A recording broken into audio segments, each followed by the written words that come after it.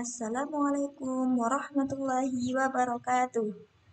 Bagaimana kabarnya anak-anak hari ini? Semoga anak-anak selalu dalam keadaan sehat walafiat. Nah, pada pertemuan kali ini, Ibu Guru akan menjelaskan tentang pesan surat An-Nasr, yang mana anak-anak kelas 3 kemarin sudah menghafalkan surat An-Nasr. Nah, kita langsung masuk ke tujuan belajar kita hari ini. Yang pertama, kalian nanti akan bisa menyebutkan arti surat An-Nasr, menyebutkan jumlah ayatnya, tempat turunnya, dan isi pesan dari surat An-Nasr. Nah, kira-kira apa ya artinya surat An-Nasr? Berapa jumlah ayatnya? Di mana surat An-Nasr diturunkan? Dan apa isi pokok pesannya? Nah, An-Nasr An-Nasr sendiri itu terdiri dari beberapa huruf ya, yang dimana surat An-Nasr itu artinya adalah pertolongan. Nah, An-Nasr artinya pertolongan. Nah, jumlah ayatnya seperti yang anak-anak kemarin sudah hafalkan, kita ulang kembali ya. Bismillahirrahmanirrahim.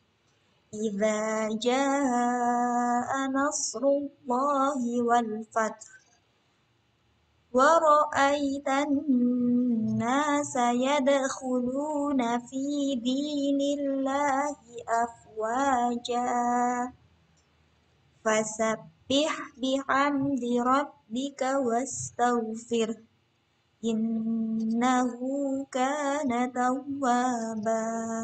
Sehingga jumlah surat An-Nasr, jumlah ayat An-Nasr terdiri dari 3 ayat. Ya. Selanjutnya, surat An-Nasr ini diturunkan di Madinah. Diturunkan di Madinah. Digolongkan ke dalam surat Madaniyah karena diturunkannya di kota Madinah. Diturunkan setelah surat At-Taubah. Nah, surat An-Nasr berada di urutan ke-110 di dalam Al-Quran. Ingat-ingat ya, berada di dalam urutan ke-110. Nah, sekarang pengertian atau pesan yang disampaikan di dalam surat An-Nasr. Yang pertama adalah, di ayat pertama, terjemahnya adalah apabila telah datang pertolongan Allah dan kemenangan. Ayat kedua, dan kamu lihat manusia masuk agama Allah dengan berbondong-bondong. Ketiga, maka bertasbihlah dengan memuji Tuhanmu dan mohonlah ampun kepadanya. Sesungguhnya Dia adalah Maha Penerima Taubat. Itu adalah arti dari tiap kata-kata di tiap ayat di surat An-Nasr. Sedangkan isi pokok pesan surat An-Nasr, nah, yang pertama, Allah Subhanahu wa taala memberikan pertolongan dan orang mukmin mendapat kemenangan.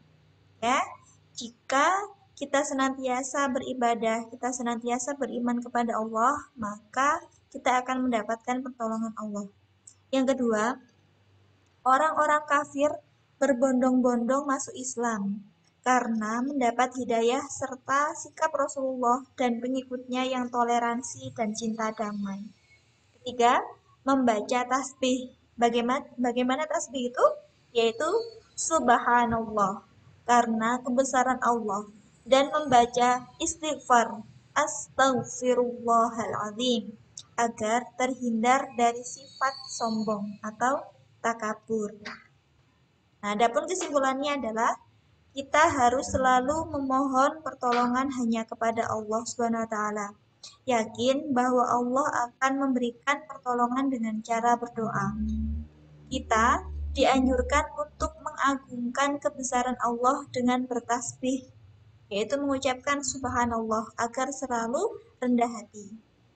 Kita dianjurkan untuk selalu memohon ampun, bertaubat kepada Allah dengan beristighfar, astaghfirullahaladzim, agar terhindar dari sifat sombong, karena Allah Maha Penerima Taubat. Dan bertasbih dan beristighfar dapat dilakukan kapanpun dan dimanapun berada. Yang terakhir adalah pesan moralnya, anak-anak selalu menjadi anak-anak yang salih-salihah menjadi kebanggaan ayah atau bapak dan ibu, selalu berdoa dan memohon kepada Allah. Jangan lupa bertasbih subhanallah dan beristighfar astaghfirullahaladzim, supaya kita senantiasa mendapat pertolongan Allah SWT. Baik anak-anak, itu saja yang bisa Ibu sampaikan. Tetap semangat belajar, jaga kesehatannya. Semoga kita semua selalu dalam keadaan sehat. Terima kasih. Wassalamualaikum warahmatullahi wabarakatuh.